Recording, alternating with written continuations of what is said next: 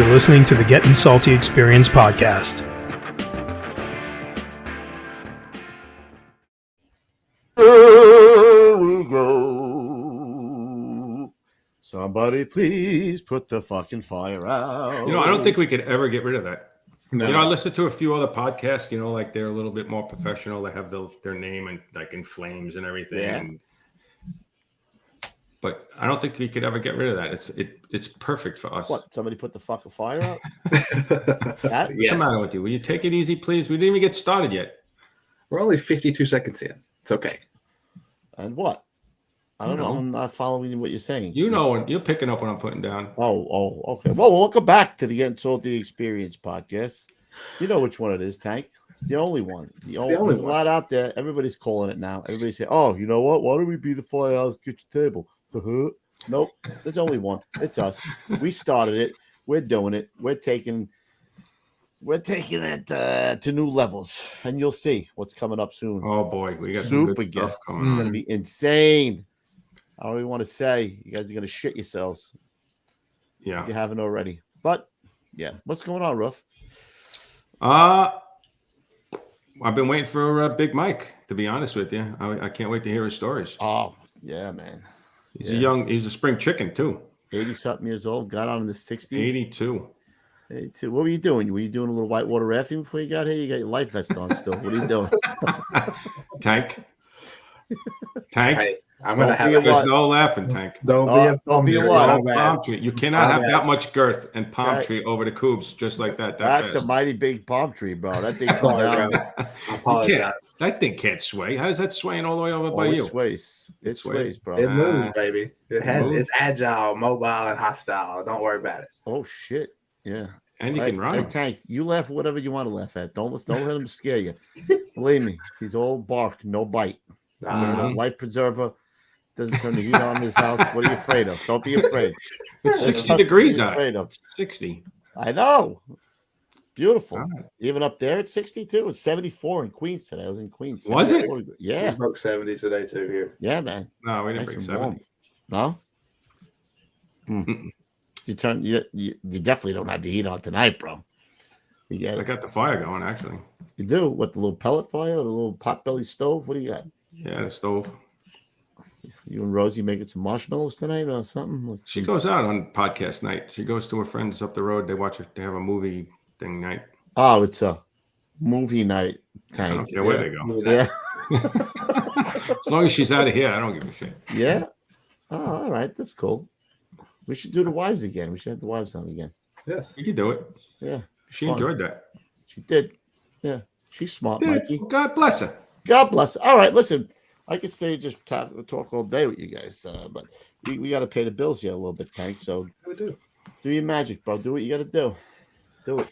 First things first, if you're watching us live, you know how you can get with us here live tonight. If you got a question that just absolutely needs to be asked or a statement that absolutely needs to be seen, or you just feel like giving, hit us up in the super chat. It's there.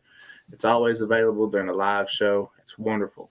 And now, maybe Louis could even afford sleeves if you put a couple of shekels in the super chat. Yep. Maybe. We'll see.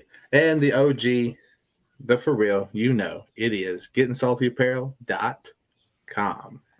If you're looking for a gift for that special firefighter in your life, then head on over to gettingsaltyapparel.com. Yes, gettingsaltyapparel.com.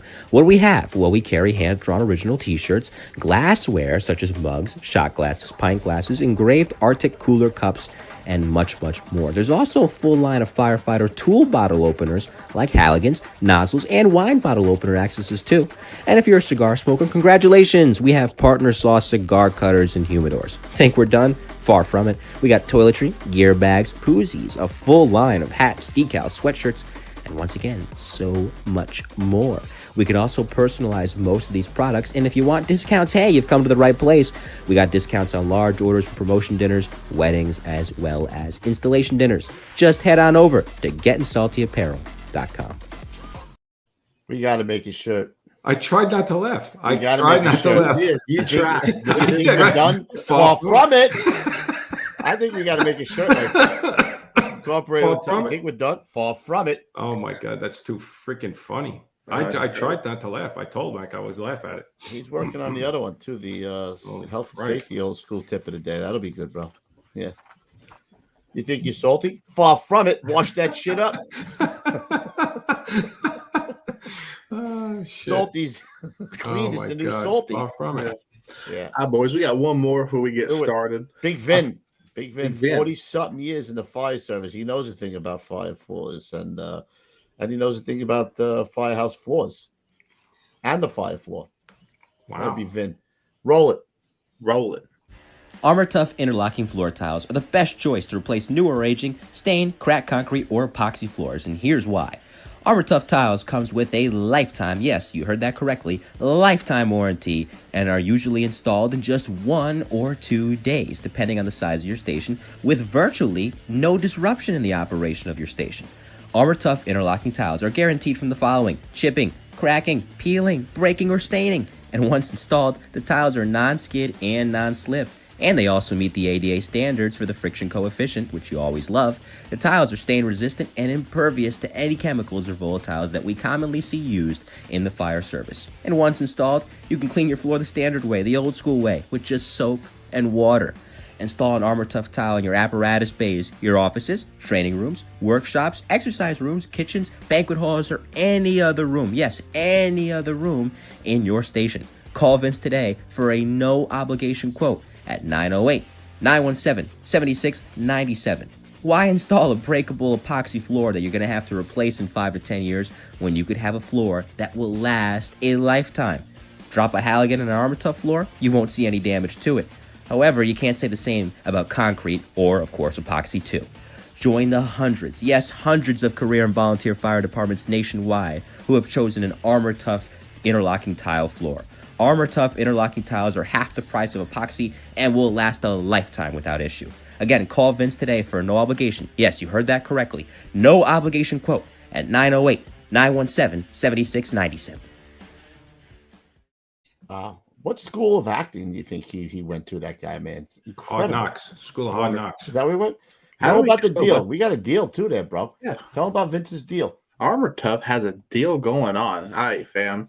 Order an Armor Tough interlocking tile floor for your apparatus bay and receive 15, that's 18-inch sections of wall-mounted gear racks at no charge. No, big gold that's red free. letters. That's what No it says charge. to me. Free. For If free. Free, it's for me. That's what you cheap-ass fireman, dude. Free racks. Get it. To qualifying buyers. Now, check them out. Armor Tough, Firehouse flooring, gear locker giveaway. Again, purchase an Armor Tough apparatus bay interlocking floor and receive 18-inch wall-mounted lockers at no charge. Offer ends 4/31 of 23. That is April 31st of the year 2023. Do it.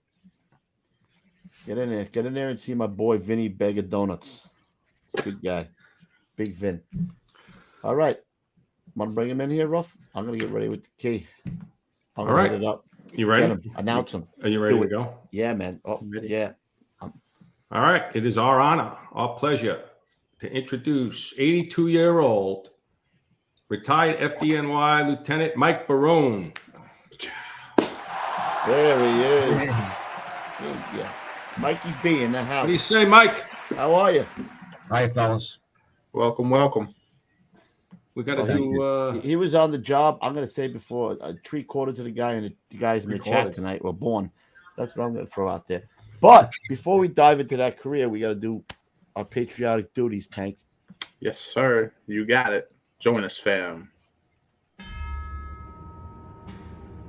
I pledge allegiance to the flag of the United States of America and to the republic for which it stands, one nation, under God, indivisible, with liberty and justice for all.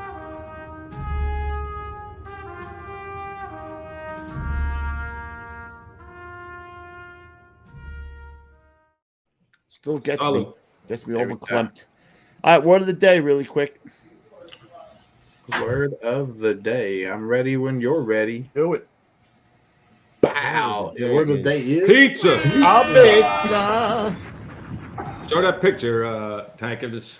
Everybody loves them a good slice. So right? I've been in touch with Mike now for a couple of weeks, and he's been sending me pictures of his old, Firehouse days, and he snuck this one in there. I was like, all right, this guy knows how to do it. What do you got on there? You got a little pepperoni on there? What's on that bit? Oh yeah. Oh,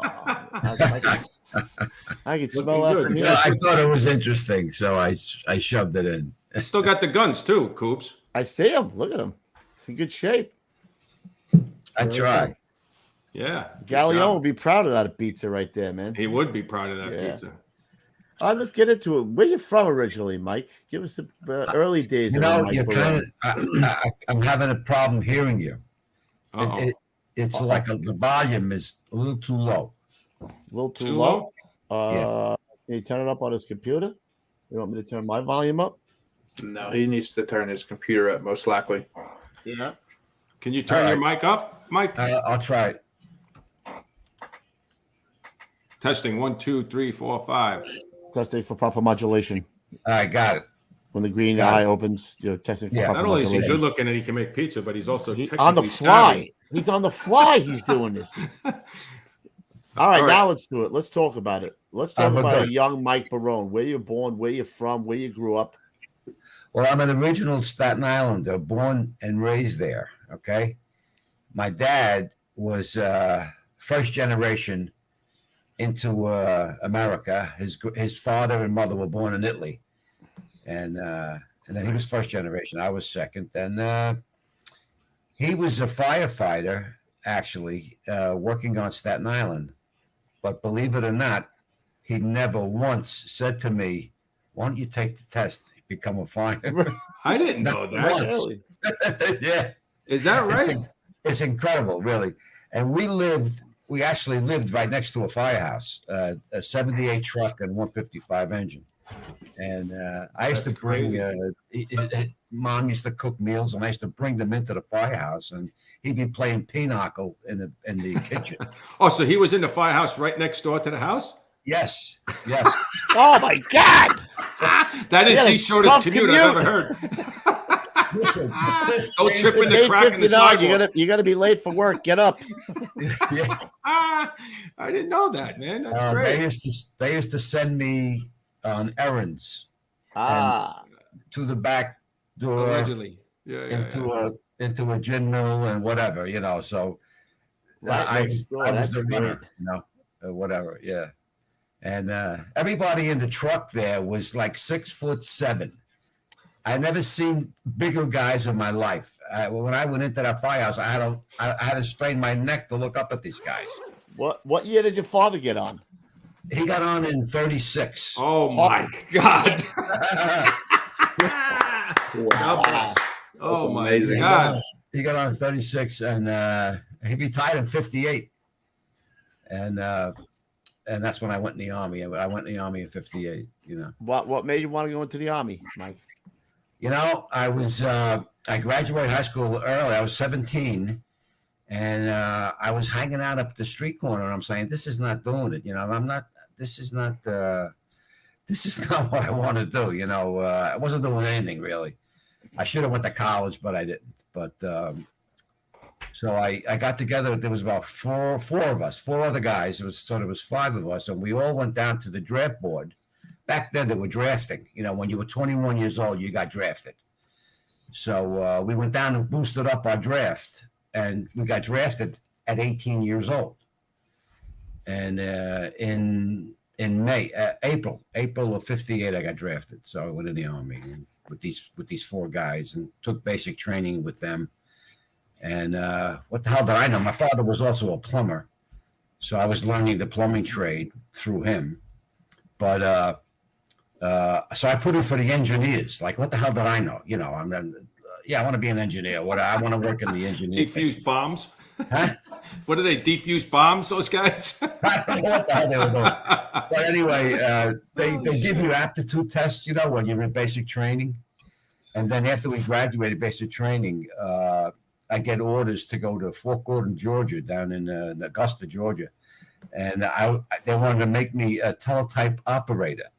So that's the Army way. You put in for the engineers. You're going to be a tall type operator. It's kind of like the fire department, no? Yeah, it's similar. Similar.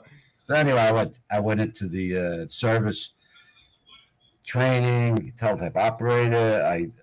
I go to Seattle, Washington to ship out. We went on a troop ship, the USS Mitchell, and I had orders. My orders changed. I was supposed to go to Korea, and they changed the orders there was 2,000 guys on the ship. They changed orders for 20 of us to get off in Japan, and the orders were now we were going to be sent to Japan. So, but on the way, had an interesting thing. On the way, about 5 days out, we hit a typhoon in the Pacific. That the merchant marine guys who did this ship, they sailed. They were the ones that did all the work. They had Navy officers in control of the ship, but merchant marine guys, they thought they were dead. They had never been in a storm as bad as this one. The ship was going like almost straight up, straight down, rolling from side to side. Like, oh my, I was 18. I didn't get sick, and I don't know why I didn't get sick. I don't know why. I didn't get sick, but we finally got out of it. It took us a long, long time, and I think the captain went 500 miles out of the way, off course, really? get out of the storm. The brunt of it, yeah, right. Oh my God, yeah, it was like Tech, we got a picture from the Army, right? We do. Yeah, there was a couple. I put a couple. A real interesting one right here. Yeah.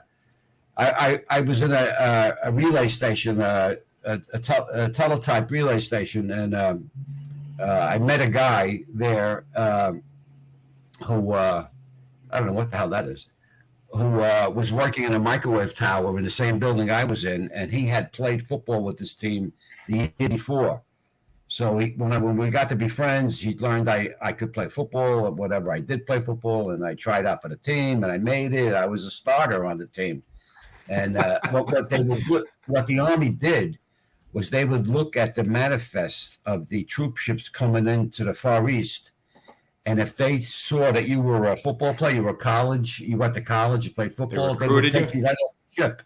They took them right off the ship, and so we had a really good team. We had guys that had played college ball for Texas, Purdue, and Southern Cal, and it was fabulous. It was awesome. Fabulous experience. We actually were co-champions of the league. There was Marines, sailors, and airmen, and we traveled all over the Japan to go to each base to play football, and it was a fabulous experience. And I was so lucky because there was nobody shooting at each other at that time. Yeah. Where's that? You got that other picture, Tank? Hey, Mike, how were the Japanese people toward you? Because that wasn't that far removed from the war. They were very good to us. They were very good. I don't have any. I have a short story. I'm getting this thing on my screen. I don't know what it is. But can you see it? Yes. No, I could see you though. Can you see us? Yeah. All right. So there's a short story about you asked me about the Japanese people. I got along with everybody there. And one instance on the football team, we used to go out and party, after the games or whatever. And one of the guys on the team hooked up with this Japanese girl. He was he was in love. This guy, he was in love. And bottom line was, she already had a boyfriend, and he was Japanese. We were in the bar. I wasn't there that night.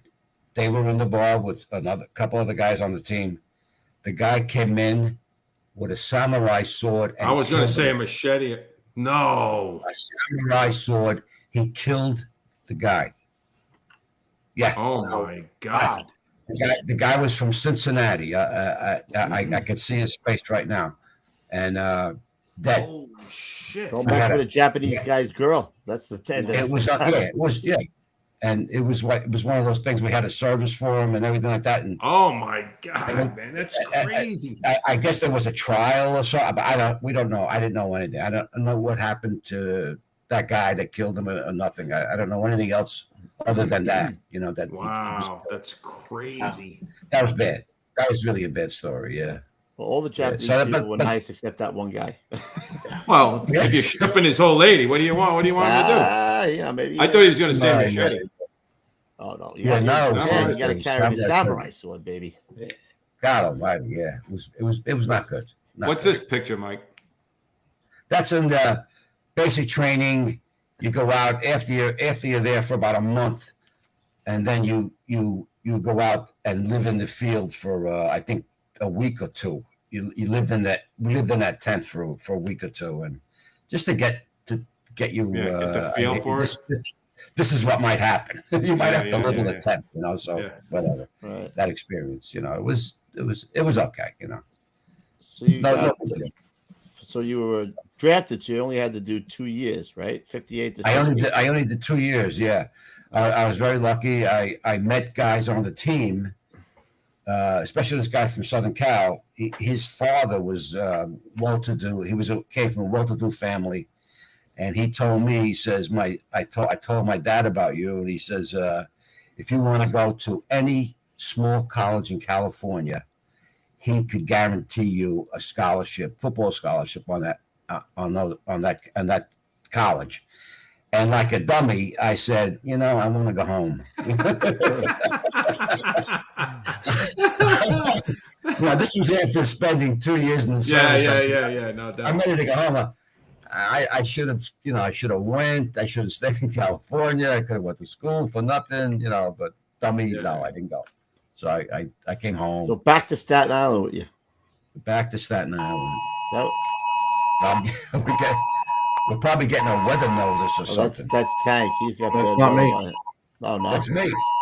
Oh, It's on your Yeah, it phone. was probably a weather notice, but anyway.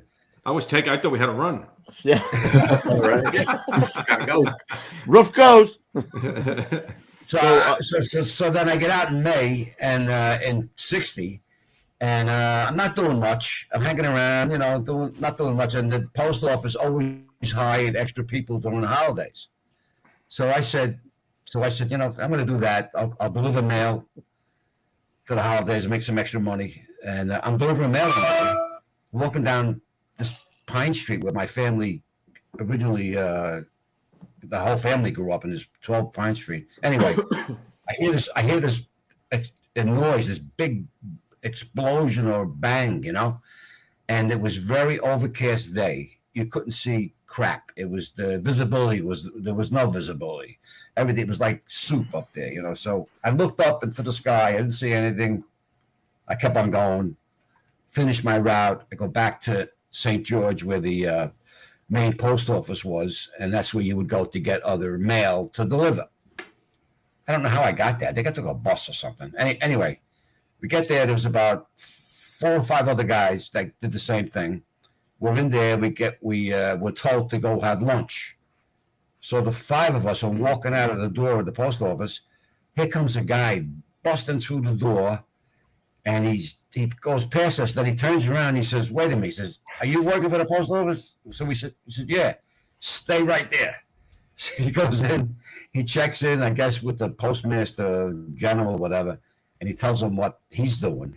Actually, he was a marshal. He was a U.S. marshal. And he comes back out and he says, "You're all deputized." "I'm deputized. I want you coming with me." So we go, he has a little mail truck or whatever. We get in the truck with him. He said, "What the hell's going on?" So then he tells us, he says, there was an airplane crash. One went to Brooklyn. The other one's in Staten Island. We're going to get the mail out of the fuselage of the one that crashed on Staten Island. Come on. I said, "Holy shit. I said, you got to be kidding me." We're going to this big crash scene. There's like hundreds of firemen, cops. They're doing a big line.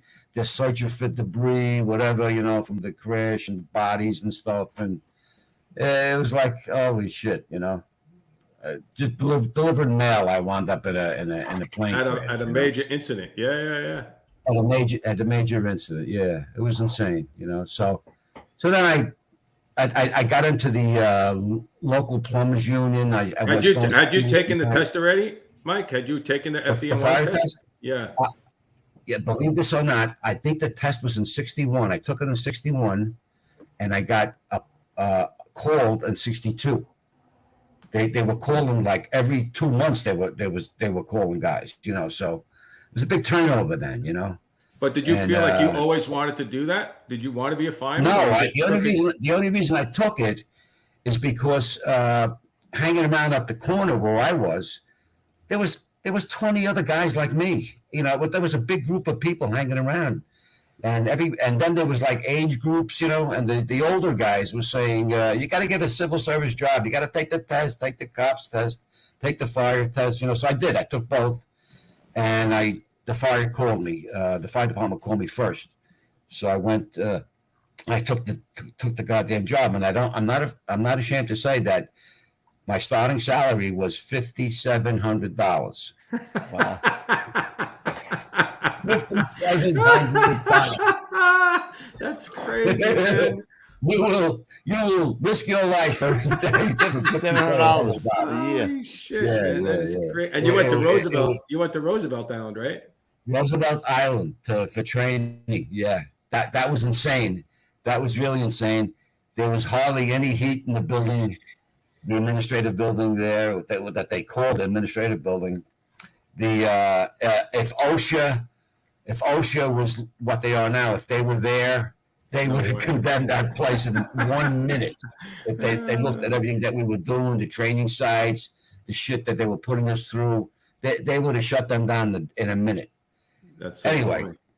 And that was only a couple of weeks, right? How long was that? A few weeks. What do you mean? How long was proby school then? Oh no! It was a few months. I think it was 2 months. 2 months. All right. At least a month. I mean, I think it was 2 months. It was 2 months right. because I went in December and I graduated in February. Oh, all right. 2 months. Yeah. So the day we're graduating, it's freaking cold. It's like it was like minus 2 degrees the night before the graduation ceremony, and they have everything planned. You know, all the families are coming and all this crap. So nobody says nothing, no phone calls or nothing. So we went first, and my family was going to come later. So we report in as we always did, like, you know, I think 8 or 9 o'clock in the morning, and then they tell us that, oh, there's no ceremony today. No ceremony. Well, what about my parents? My family's coming up, you know. Yeah, well, call them and tell them that there's no ceremony. They had one phone. They had one payphone that they would let us do. And there was like 75 guys in line, right? There was 200. There was 200 guys in the class. There's one payphone. Oh, shit. Really? I think it's the same now. I don't even remember if I called them or not. But anyway, so they said, get your gear and line up outside. Get your gear and line up. Okay, I'll get your gear and line up outside. Here comes they call them civil defense pumpers. That they drove around. They trained guys to drive and stuff like that. But these civil defense pumpers that they used up there. So they had an instructor, a chauffeur, and 10 guys. The first 10 guys. I was in the first 10. Get on the rig. We're going to Harlem. You know, what's going on? There was a fifth alarm in Harlem the night before. Partial collapse of the building. I mean, it was like an inferno. They called it Holocaust in Harlem. It was in WNYF a couple of times. But anyway, so we go there, and some chief sees us, and like we're fresh blood, like, you know, let's get them. So he says to the officer, he says, find some dry hose, and everything was frozen. When we got there, the streets, the rigs, the hose, everything was frozen. He says, find some dry hose, and I want you to stretch a line up to the 3rd floor in that building. Shit. It was the fire building. So he said to the 3rd floor because we couldn't go to the 6th floor because it was fucking collapsed. The 3 floors had collapsed into the building. You must have been like, what the hell is going on here? I just got out of the job. I mean, we were looking at each other saying, what the hell? You know? So the lieutenant was in shock. He was in shock. He didn't know what to say. He said, yes, sir. You know, yes, sir. That's what you know. He turns around and says, you heard the guy. He says, we got to, you know, stretch a line. So that's what we were doing. We went, found some dry hose off some engine company, was stretching the line. Another chief comes. He was I think he was the chief of the department. I can't remember his name. I think he was an Italian last name. And he said, he grabs the lieutenant. He sees that we're all probies, you know. He says, Lieutenant, what the hell are you doing? He says, well, we're stretching a line up to the. Who the hell gave you that order? And the lieutenant told him, he said, yeah, you disregard that. He says, get the hell out of here. He says, I want you to get your pumper and take the frozen hose that you can load on the pumper and take it to the nearest firehouse. Bring it in, try to, defrost it. Yeah. They were bringing in the trucks, and they had like maybe 4 or 5 inches of ice on them, and we were trying to get them back in service, hitting them with baseball bats, the ice and stuff. That's what we did all day. We tried to help out as much as we could, by picking up all the hose and all that crap. But that was my graduation day from Proby School. Welcome to the FDNY, kid. Yeah. I should have known that, hanging out of that street corner seemed pretty cool at that point, right? Shit, it's sitting on a street corner. Yeah. I tell you. So from there, then I went into Engine 18 engine. I got appointed to 18 engine in Greenwich Village. It's on 10th Street between Greenwich Avenue and like 7th Avenue. I've worked there a lot, actually. Did you?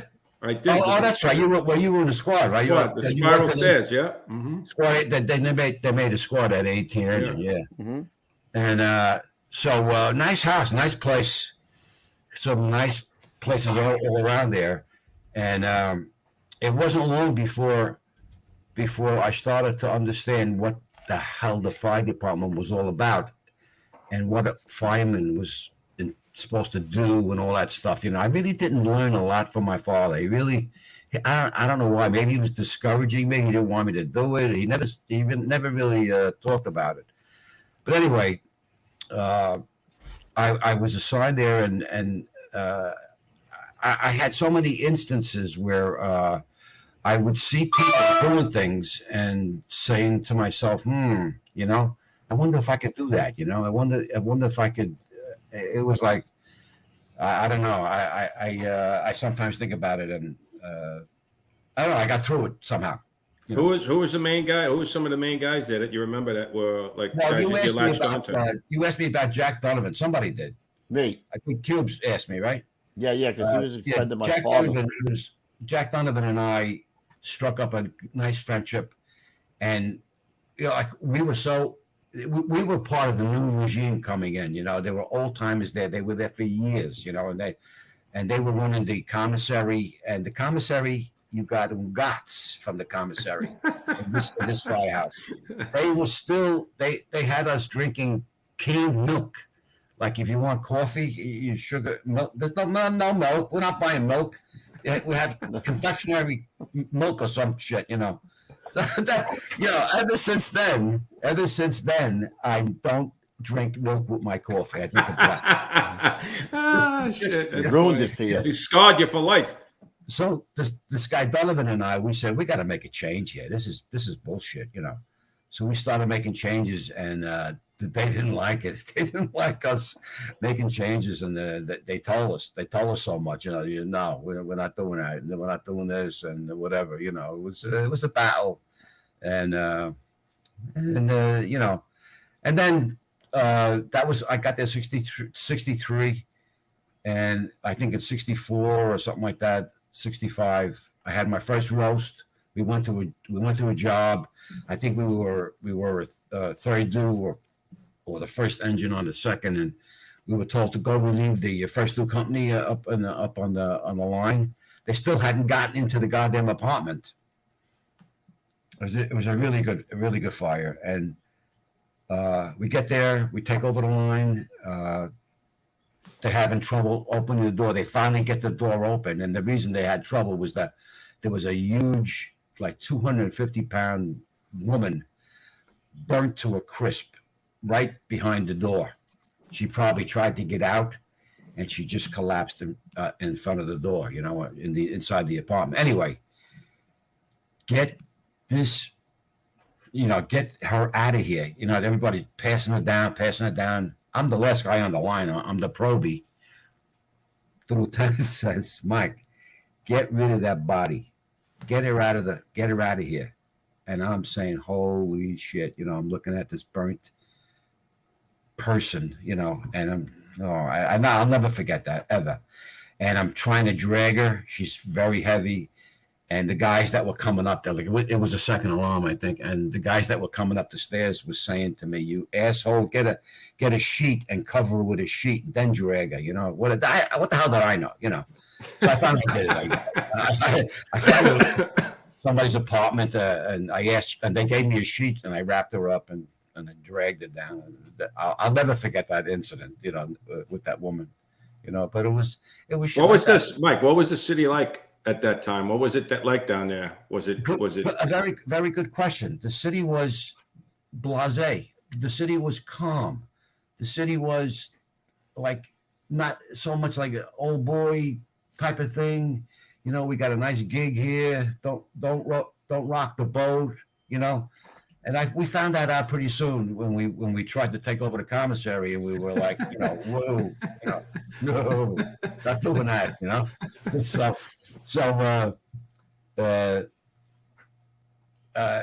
Jack and I had our problems there with shit like that. But how were the bosses? I'm sorry, the bosses were very good. The bosses that I had, except for one, the captain of the company, we had the captain that was there when I got there. He retired about a year later. He was a nice guy. The next guy was not so nice. And I had a problem with him, and he had a problem with me. And nice. But I didn't want to. I wanted to not to forget to tell you about the scaling ladder thing, because it happened when I was an 18 engine.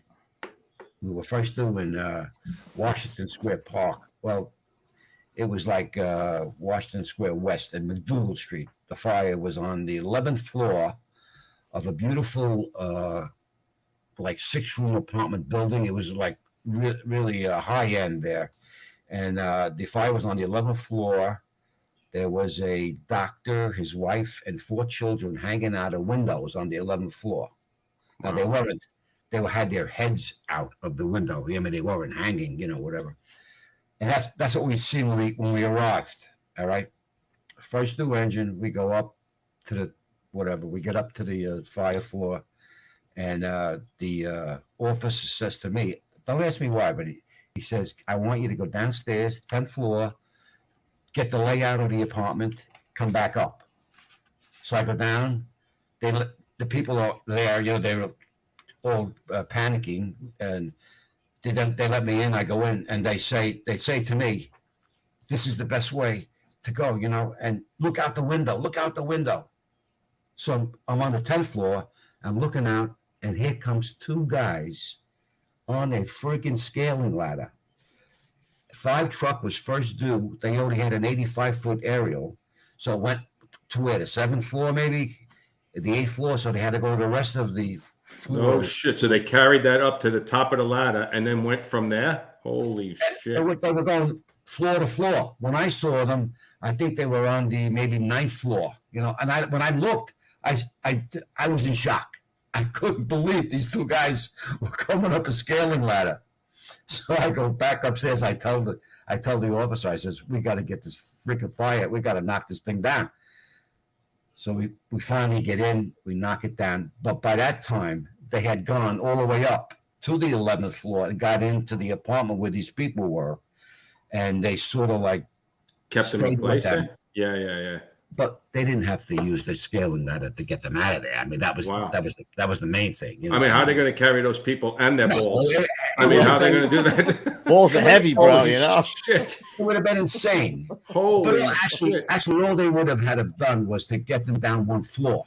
Right? Yeah. But still, I mean, but still, you did it too. You practiced. We practiced the scaling ladder. Even when you practice, it's scary. Can you imagine a civilian the first time, when they're scared? You want me to do what? There was no way. What? Glad on them. And by the way, your balls are in my face. You got to get them out of the way.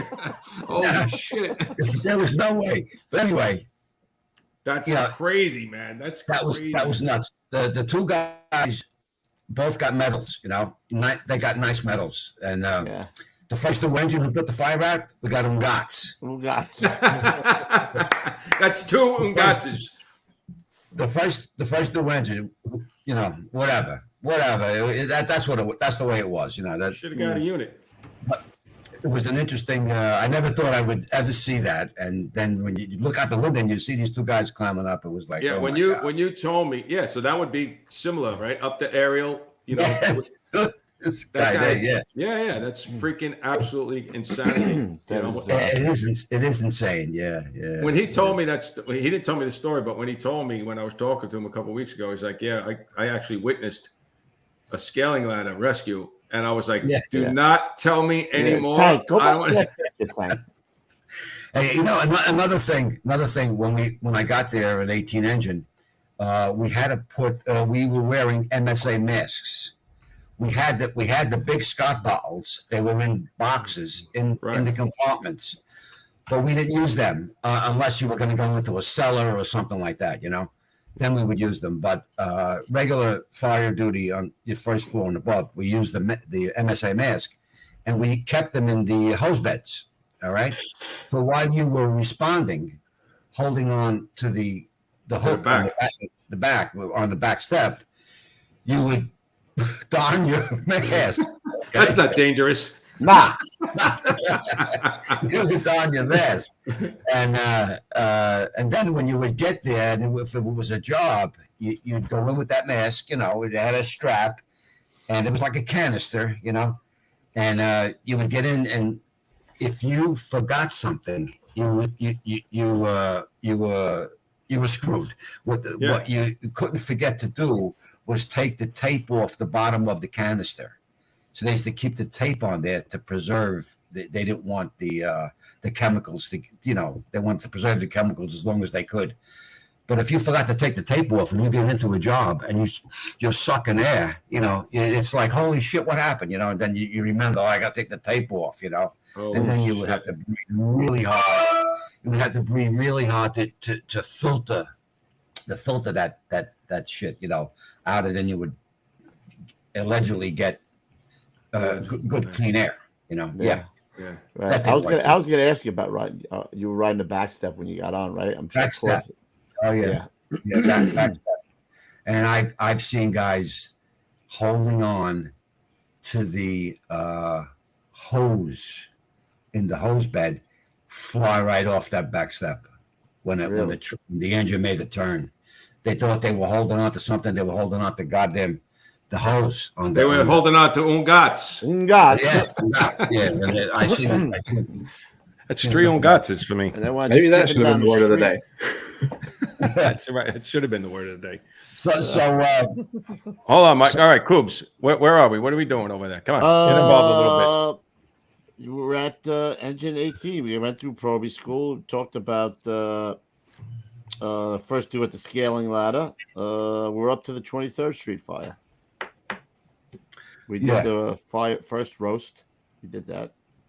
I wanted to tell you one more thing. Go. All right?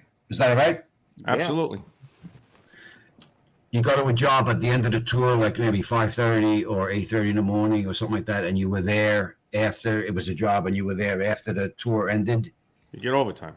You get nothing. You got nothing after the tour, and you had to make your way back to the firehouse, your own way. In rare occasions, that's the first I've ever heard that. Actually, in rare occasions, they sent. Well, maybe this was the fifth battalion. In rare occasions, they found a car or a van, swap out the guys to help you go back to the fire. But in most cases, we were taking the goddamn subway back to the firehouse in our fire clothes. Yeah. That's the way it was back then. When did that change, Mike? When did that change? Where the guys started changing in the 60s. It started changing in the late 60s. You know, but it was a battle. It became the fire department was nice commissioner, Lowry, nice chiefs, you know, and then little by little, as the job became busier and busier, and the men were starting to do more work and starting to say, wait a freaking minute, you know, we're not doing what the guys that came before us did. No, we're not doing that. We want this. We like a good example is when I got to 18 truck, we wanted covered rigs. We wanted the job to spend some money, cover the friggin' rigs and plywood, at least give us some protection from what was going on in the neighborhoods. They refused. John O'Hagan was the fire commissioner. He was the chief of department, and he absolutely refused to do it. So the union, to embarrass him, they had to embarrass him. They made a contract with a lumberyard, and they had a whole ton of plywood delivered to the shops out in Queens. You know where the shops are? Where, Yeah. They had a whole bunch, and they had the TV studios. They had all the media there to film what was going on, and they embarrassed the fire department into providing the. That's what we had to do. Right. We had to fight them for protection. That's incredible. You had to like fight that. them, otherwise It was you would get insane. guts. You know what I mean? You got them guys. That's right. One more story. One more story in 18 engine. We go out on a run. It's a building. And it originally came in as a building, class 3 building thing. 11th Street between 5th and 6th. Anyway, we turned the corner up 6th Avenue. You can see the glow in the sky. We got a job, in a commercial building. Count the floors. I think it was the 11th floor again. And we get in the elevator with 5 truck. They were the only unit there at the time. 5 truck, 6 battalion, and us. We all came from 3 different firehouses. That's the way it was set up. A lot of single companies, not a lot of double companies. So we go to the into the elevator, and it wasn't a real big elevator, and we had the truck and the engine with the rolled ups, Scott Mass, the whole 9 yards. We get in the elevator, and we like sardines, like it was like, and they're breaking our balls. The guys in the truck, they didn't want us to get in the elevator. They were pissed off that we got in with them. So, anyway, we start going up. We get up. Somebody hit the wrong freaking button. They hit the 11th floor instead of the 10th. The door opens. On the fire floor? The door opens. Here comes Mr. Fire right into the elevator like a blowtorch. We're introducing like fresh oxygen into the situation, and it came right in, and we're trying to get down, and we can't because we're in like sardines. You know what I'm saying? It was Absolutely. one scary moment in my life. I thought that I'm gonna die in this elevator. How am I getting out of here? And everybody's cursing and pushing buttons. Finally, the fucking doors closed, and the elevator goes down. Holy shit! And we survive. Right? We get down to the lobby. We all bail out. The truck goes right back in the elevator. Our officer said, "There's no way we're going back in the elevator. We're going to walk up." So we walked up 10 flights of stairs, or whatever. Stretched the line, put the fire out. We were there 2-3 hours. I was like thinking about this the whole time we were at the fire. So then we get back as let's talk about this. What the, they didn't want to talk about it. They were more interested in getting ready to, get back in service, clean the hose, clean the mess, get back in service, and go to bed. And here I am saying, but we got to talk about shit like this. No, we're going to bed. We don't want to talk about it. We almost got killed. Like we came this close. Oh yeah, you're lucky the door's closed, probably, because like you said, if the doors don't close, I don't know what the hell we would have done. I mean, all of us have been in that situation where you get in the elevator and you really can't move. Like you need the first guy, the last guy who gets on, you need him to get out because nobody can move. You guys, he must have been taking the brunt of it too. Obviously, whoever that was. It was the guy that pressed the button. That's another one of those memories, Oh yeah. can't get out of my head, you know. Holy shit! Yeah, no doubt about But that. Thank God everything worked yeah, out. so on that one. was one of the things. Yeah, we were very lucky. And the other thing about the Staten Island fire, we actually responded down to South Ferry, took a ferry boat to Staten Island. We were like the fifth alarm engine in Staten Island, believe it or not. And we went to this big fire, and a bushfire at night. We were on a night tour.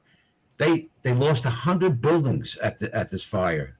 They were not all homes. They were, garages. I don't know what they were. But 100 structures were burnt that day. That was another crazy day. In 18 engine, and an 18 engine only did about 900 runs a year at that time. No shit, really? All those companies were slow, in around there, but they got really good work. They had a lot of good work, but then comes the 23rd Street fire. Yeah, let's talk about that. That was October 17th of '66, right? Yeah. I worked the night tour of the 16th. Where were you working? You were in 18? I was an 18 engine working. I worked the night tour with some of those guys that worked the 17th. And like I said before, this guy Donovan, when he found out that when they had a detail for the summonses, he stepped up and said, I'll do it. We don't want to send the proby out to give summonses. What the hell did he know? He didn't know anything about anything, So he went out to do summons patrol, and the kid Ray went on the run when they went to they were assigned, I think, the second due on the second alarm. Holy shit. At the 23rd Street fire. Yeah. Think about how Donovan felt when he found out that they went to this fire. That's why he went. He would come back. He got his gear, and he drove his car up to the fire, 23rd Street, found out where 18 engine was, and tried to get to where they were.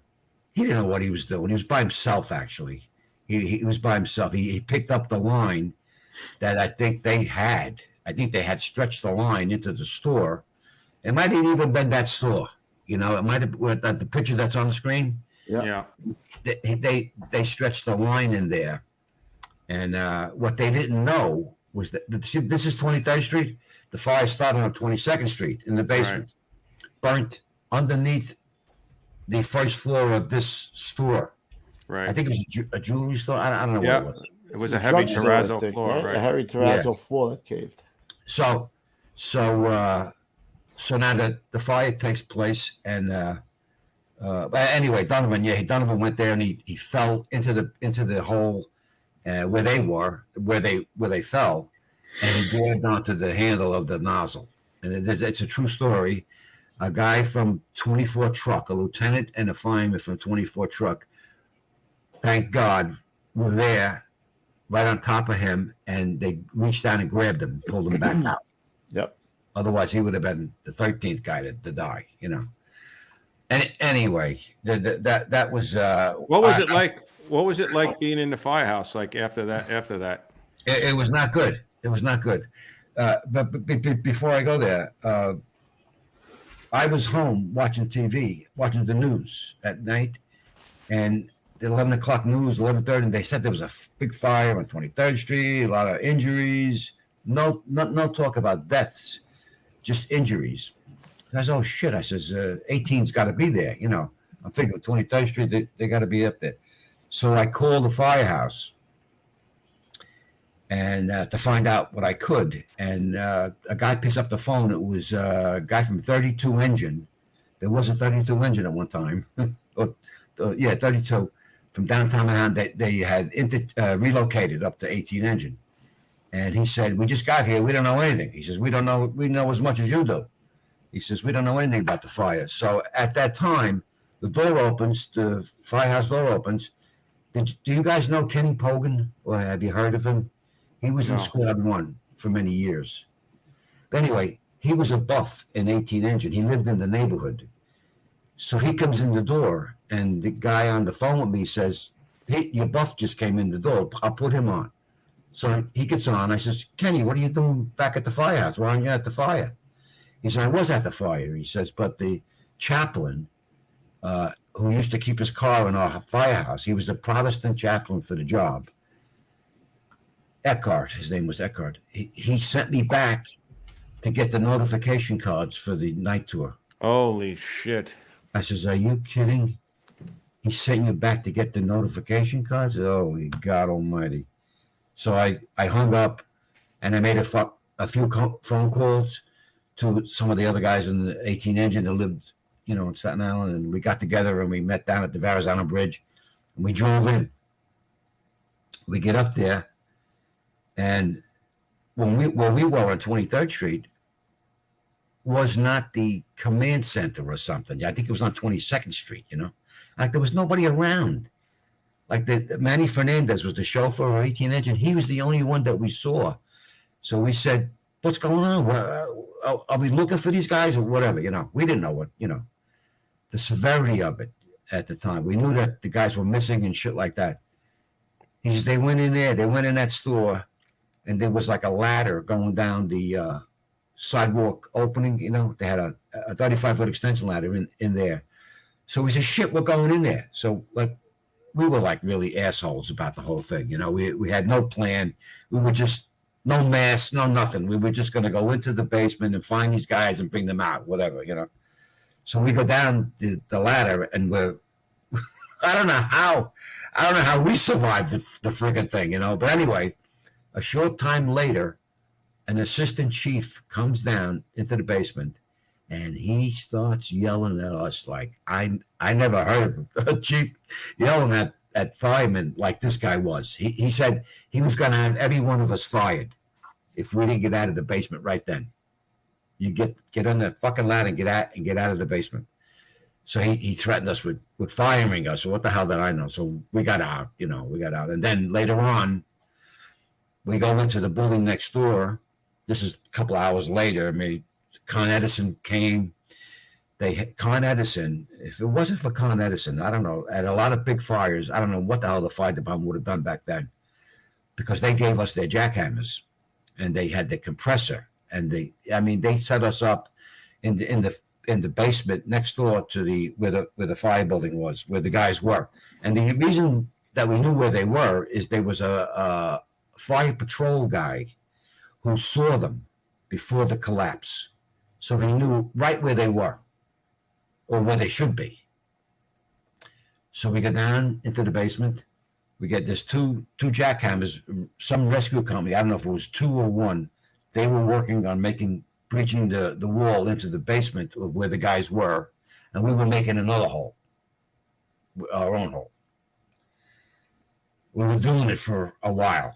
And you had like 2 courses of brick for each building. So now you 4 courses of brick that you're trying to break through. Finally break through, and a ton of water comes pouring out of where we were trying to get to. It was filled up already. Yeah. So guess what? First of all, we were making 2 holes that if we ever did make the hole or both holes together, It would collapse. It would have caused a collapse. Some chief came down and said, "Holy shit!" He says, "Stop!" He says, "You were gonna, So we had to move apart, and we made 2 holes, into the thing. So now we're working down there with the water coming in, flowing into where we are, the water's starting to rise in the basement we're in.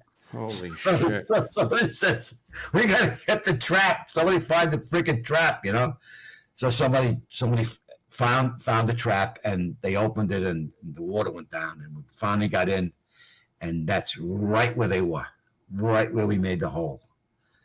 Almost all of them, not all of them, but most of them, And then we got Stoke stretchers. You bagged them up and wrapped them up as best you could, And I never forget, we had the last guy that was to be discovered at the job. Everybody else they found in different areas, almost the same areas, like 7 truck. But we were trying to they were trying to identify the last guy, and then we knew who the last guy was because we knew everybody else that we had taken out, and it was the proby. So there was like a medical examiner guy or a guy from, I don't know, from where, the mortuary or something like that. He says to me, I was on the end of the basket. He says, who's that fireman? And I looked right at it down. I couldn't talk, you know. So somebody else said, that's Ray. That's probationary fireman Ray. So he said, all right. So then we closed it up, packaged them up, and we carried him up out into the light, into the street, and into my freaking memory forever, right? Shit like that, you just cannot get it out of my head. I was gonna say, Lou, that you only had a couple of years, 4 years on the job at that time, right? 4 years. 3 years, yeah, 3 years, yeah. I mean, that's a huge loss. You know, now 12, you know, I mean, now I'm not saying it in any other way, but, you know, to Trade Center now, you know, 12 guys seems like, you know, mere fucking pittance, right? I mean, but that was the worst fire. Right, exactly. Had in terms of losing firefighters. And for you to be, you know, to lose guys, you know, some guy in Queens, you know, those guys were from your house, right? I mean, we know this now. I mean, you did the same thing in 5. We did the same thing in 288, right? These guys were from your house. It was the largest loss of guys at a job, and then you were down there working to get them. Like that's a freaking. Well, my honest opinion of the whole thing was that the chief officers were in shock on that job. Mm-hmm. They were in shock that they lost so many guys in one friggin' thing, one collapse. You know, it's just that they could not get to the seat of the fire in the basement. That's what did it. You know, they just couldn't do it. I don't know why, but whatever. You know, that's the problem with Manhattan is, you know, the smoke shows here. Meanwhile, it's, you know, half a block away somewhere else. It's like crazy. Then it's a triple subcellar somewhere. Oh boy. And that was like counseling. Like that was like, what? Counseling? Yeah. Here's a beer. Counseling. Yeah. Here's a beer. In the fire department. What are you, nuts? That's crazy. So, all these instances, I'm burying everything. You know, I'm seeing all this shit. You know, experiencing all the stuff, and I'm burying all the shit. You know, I'm not dealing with it. I keep putting it down, and that's what I did for a long time. You know, I didn't know how to deal with it. You know, and there was no outlet, or so to speak. You know, there was no like talking about it. Nobody wanted to talk about anything. That was the other thing in the fire department. Something like that happened, like the elevator and all that. Nobody said anything. No talking about that crap. You just buried it and hoped that you were okay, you know. But you really weren't okay, you know. But you managed, you know, and you moved on, you know. And then I said to myself, I got to make a decision. I'm gonna either get into this job or I'm gonna not get into this job. So I got to get out of here. I got to get out of this firehouse. I want to go to the Lower East Side, because all we did when I was working an 18 engine, we had we had a blackboard, a little blackboard slate, and you would write the boxes down first. You know, 200 boxes, 400 boxes, 200 boxes, 400 all fucking night long. I said, I'm going to go there. You know, wherever that is. You know. So anyway, I got into a hassle with my captain. He tried to get me to give a 100-year-old bakery business. They were in business for 100 years. He tried to get me to give the guy a summons to move his machinery or something that was there for 100 years, you know. And I found out from the owner of the bakery that he says, your captain was here yesterday. How come he didn't give me the summons? He says, you're looking for a payoff. He says, you're looking for money. Yeah. Here I am. I only have a few years on the job, you know, and I knew something was wrong, you know. So I go out of the bakery. I make a phone call. the district office number 3 or number 2 was on the 3rd floor of the Firehouse, 18 engine. And I knew some of the guys up there. We used to see them all the time. They were there every day. So I told them what happened. They said, "Are you kidding? Get back here. Don't get back. Come upstairs. Don't even go into the office." So I go back up. I go up to the district office, and there's a couple of officers there, and they're yelling about the captain, what he tried to get me to do, and they're like pumping me up, So, all right. So I go down to the captain's office. And another thing, Vonnegut. I met the captain. I'm telling you, I don't know where. I was just like, they had me all wound up, and I go in there, and you son of a bitch, you were there yesterday, and you didn't. Yeah. Needless to say, I was on his major shit list. All right. A couple of weeks later, the battalion calls up. We have to provide a 30-day detail for 13 engine, which was where the 5th Battalion was, on Mercer Street, in with 20 truck. Used to be the old headquarters for the fire department. And during those days, they really didn't do anything. But when they went out at a fire, it was a big fire. And anyway, so I go there for 30 days. And my cousin worked in the 13 engine, and he introduced me to a lot of guys, and I met a whole really great people that worked there. And we'd be there on a night tour, and I told them the whole story. They said, "That son of a bitch, you got to get out of there," whatever, So they said, "You know what? Tonight we're going down to Frank's." So on Mercer Street and Prince Street, there's a bar, a Frank's Bar and Grill or whatever. And today it's like a hotel.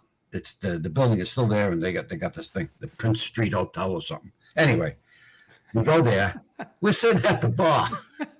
This is on a night tour. It's about 3/4 of a block down the street on Mercer Street and Prince. So we're in there. The owner comes out. He's got his apron on and all that shit, and he comes over, and they know him, really good. So he comes over, and this guy, Tommy, and he says, "Yeah, Tom, what's going on?" So he says, "We got a problem. Mikey wants to get transferred." We got a problem. So, He's the fixer. He's the Gotta get the fixer. Yeah, so I'm saying to myself, we're talking to a bar guy here, guy who's a restaurant for get me transferred. So he takes all my information, this guy Frank. He writes everything down, where I want to go and all this shit. Look at his face. Look at my face. He takes everything down. Like, what do we do when I'm here with this guy? Yeah. Oh, shit. We go back about a week later, same thing, go down and see Frank. Frank, what's going on? He said, I got good news and bad news. He says, the good news is that you're getting out of there. You're going to go over to that Firehouse on Broome Street, but I can't get you into the truck right now. So you got to go into Squad 5 first. He says, you get into Squad. He says, then we'll move you across the floor. This is a guy, a civilian, telling me how the job was going to. He was one of those guys. You know what I mean? This is a guy. Get you over there. This guy had connections. Oh, shit. My detail is up, and I go back to the Firehouse, and bingo, the transfer order. Here I am, Barone, transfer to Squad 5. The captain had a shit fit. He was. He's like, how did you get over there? I went to go see Frank the Fixer. What do you mean? Oh man, I'm telling you, that's the way it was back then. It was crazy. Hilarious. It was really crazy. So I finally get over to Broome Street. What a Firehouse! There was like 3 companies running out of Broome Street, and the chief. And we were getting busier and busier. And Squad 5 at the time, they had a pie wagon. That's all it was. They were just like manpower, situation. And we ran our asses off. Though they were doing a ton of runs, and they picked up a lot of work too, because they went into a lot of jobs. They had a big district, the whole lower Manhattan actually. And I stayed there for about a year, but I got moved over to the truck just like that. No nothing, no paperwork, no nothing. Bam, I'm in 18 truck, and I had got to know the captain and everybody there, and it was like, this is where I belong. It was what fabulous place to work. And back then, the captains were allowed to carry 30 men on the roster because they were doing so much running, so much work that they allowed them to do that, because there was always guys on medical leave, and if you didn't have the guys to replace them, we a lot of times we ran with 6 men. It was two you had roof two was 6 men. Yeah, 2 roofmen, and it was like that for a long time, and until the city ran out of money. Then they took those 5 guys. Those 5 guys extra. That's great. We're not even in the 70s yet, bro. No, you're right. Yeah, we're in 19. Yeah, that's fucking crazy. We're not even in the 70s yet. This is the 70s, though, because this is the new Firehouse. Shit. Which guy are you here? Who's in this picture? That on the guy all the way on the right. That's me. Nice. wow. Yeah, I was a chauffeur then. You remember these guys? Who is in the picture here? That this guy is Dietrich. He became a deputy chief up in the 6th Division. And the other 2 guys finished their, this guy finished an 18 truck. Bobby Newman, Al Hughes, he went to Staten Island. This guy went to Queens. The officer. Yeah, a lot of good memories there, man. That was someplace. Like I said, 6 guys in each company. You're talking 18 guys. Then you got the officers. Then you got the chief and the aide. So then you had the 4th Battalion had an assistant. They had a guy that got hurt. He was an 18 truck. He got hurt, and they put him on light duty. And his light duty job was to be the 4th Battalion's aide, his assistant. Like they would be out all freaking day, and he would make the reports. So they needed an aide, really. I don't know if all the busy battalions had extra people, but we did. And at one time I had gotten hurt in Squad 5, and I tore up my knee, and they said you could either have surgery or you could try to rehab without surgery. So I said, I opt to rehab without surgery. So they all right. So you get time off. So I wanted a job as close to the Firehouse as I could get. So they finagled. What happened was, you went to the bar and grill, and you talked to the guy. Talk to Frank again. Talk to Frank, and Frank said, "Don't worry about it, Mike." Almost as good. They had this guy, John Adams. He was a fireman in 18 truck, and then he went in to drive. The chief's name is he became the chief of department at one time. Yeah, the first black chief of department. Beekman. No, Beekman. Yeah, Augustus Beekman. Yes, that was him. He was a captain in 17 Engine. Then he got made chief. Then he went up the thing. Anyway, we had he did us a lot of favors, So anyway, I'm now on a medical leave and now light duty. So they assigned me to the 4th Battalion aide. So I was the aide to the aide to the aide. There was the 4th Battalion chief and his aide. Then he had an aide, and then I was. Did you have to show up? Yeah, I wanted to show up. I wanted to show up. I wanted to go to work. He was running to Katz's Deli to pick up lunch for everybody, bro. That's what Listen, we had 20, 24, 25 guys eating on every meal. It was like unbelievable. Every tour, day, night, didn't matter, day or night. It was a place that you wanted. How long did they stay together, Mike, before 18 went to its own firehouse and 17? Well, what happened was in 75, they built a new firehouse 3 blocks down on Pitt Street. Right. Pitt and Delancey. They put the 7th precinct on one end of the block, yep, and the firehouse on the other end. And when we went there, Squad 5 went to East Broadway to I think 9 Engines old firehouse on East Broadway. They were by themselves, and then we had just 18 and 17 and the chief in the new firehouse next to the 7th precinct. Now, the original firehouse was at the base of the Williamsburg Bridge, right? Yes, Clinton right. Street. Yeah, the base of the bridge is Clinton Street, and we were right on Clinton and Broome. Right. The firehouse. Yeah. And so you must have been like right in the shit there. I mean, that's right there. They were Yeah. doing work back there in the Lower Yeah, East no. Side there, man. Yeah. Yeah, I mean, we were not as busy as some of the companies in Brooklyn and the Bronx, but we were busy. We were Oh we no, were you in the guys. interchange. We were in the interchange program. That's Yeah, how busy we were. you guys were doing work there, man. Yeah, and I have a little story interchange. The first time the interchange program came out, we were assigned to interchange with 20 truck. A 20 truck, like I said, was over on Mercer Street. That did diddly, right? I mean, look, I'm not casting aspersions or anything like that, but they were slow, So that's why they put us on the interchange program with them. Let me tell you, the captain of 20 truck, he cried and bitched so long and hard about us going there that they took them out of the program, and they put 15 truck in instead of 20. Really, he bitched and whinged so much, and he must have had a connection or something like that. He went to Frank. He went to Frank in the bar and grill, and he's like, I don't want to interchange. And bam. Yeah, And bam. He might have. He was bitching to everybody, so he didn't want to do Ungats. That's what he didn't want to do. Oh, you just beat me to that one. I had that one right there. Yeah. Ungats should be the Gulitsa Peppa. That's what he wanted to do. Right. Okay.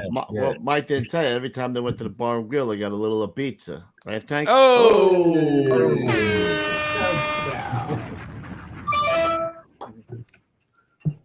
Oh my God, my face is killing me. So where are we? We're in 17 engine. 68 to 81. We're at the.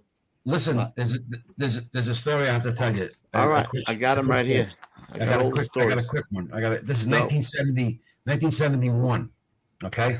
Oh, by the way, I was the company delegate in 18 truck for a long time, right? Almost all the time I was there. And Danny DeFranco. You ever heard of Danny DeFranco? I came on with his son, Kenny. You came on with Kenny? I did. Oh my God, yeah. I love Kenny. Danny was the Needleman guy. He was the guy who hooked us up with the Needleman for the rigs. Yeah, Kenny was a good kid, and you never met David. David was another son of Danny's, who came on the job in the 80s and went to 11 truck, 28 engine 11 truck, and then he went to Rescue 2 from 11 truck, and he was what a kid this guy was. This David DeFranco, that was his oldest son, and David went scuba diving with a bunch of guys from Rescue 2 and was killed. I didn't even know that. Scuba diving accident. Yeah. I didn't know that. This kid had so much going for him that it was I don't know how Danny DeFranco survived the death of David. I don't know how he did it. And then this was they were on vacation. This was not on the job. This was a scuba diving thing where whatever. Scuba diving is very dangerous. No doubt. Let's get that out of the way. That it's a dangerous thing to do, a dangerous sport to be involved with. But anyway, I didn't know that. Yeah.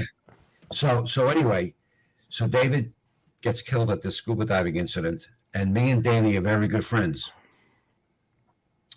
So I go to Monsignor Farrell High School, and I talk to the couple of people there, and I knew one of the priests, and we helped arrange for them to have a collation there. And Rescue 2 was appreciative of the fact that I helped them make these arrangements. And that's why I got the certificate from Ray Downey. He get that's the certificate. That's what that's all about. Oh, I didn't know that. That's what that was from. Yeah. And if you go into Rescue 2's quarters, there's a plaque there, David DeFranco plaque. And that plaque was created and paid for by myself and Tommy Von Essen. We both were very good friends with Danny and David, and we did that. It's still there. I think it's still there. I don't know, if it is or not. That's right. Was Kenny was from Staten Island? Well, they were from Staten Island. Is that yeah. right? They were They from were. Staten Island. They were Staten Islanders, yeah. Now that you say it, because he ended up he was in 132 with my cousin, and then he went to Rescue They went to 5. 5. Yeah. Yeah. He's That still makes there, sense. right? No, he just retired. Oh, he retired. Yeah, within the last few years, he just retired. I didn't even know that. Yeah, Yeah. 30 years, I think, give or take. He was. Wow. Holy shit. I remember him. Well, I remember him when he was born, David Kenny. Yeah. Yeah, we go back a long Man. way. So your story starts at 77, unless you have something before that, Mike.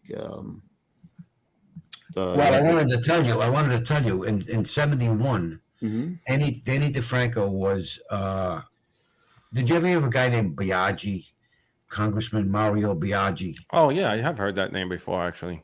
See, he was a congressman from the Bronx. Actually, he was a cop.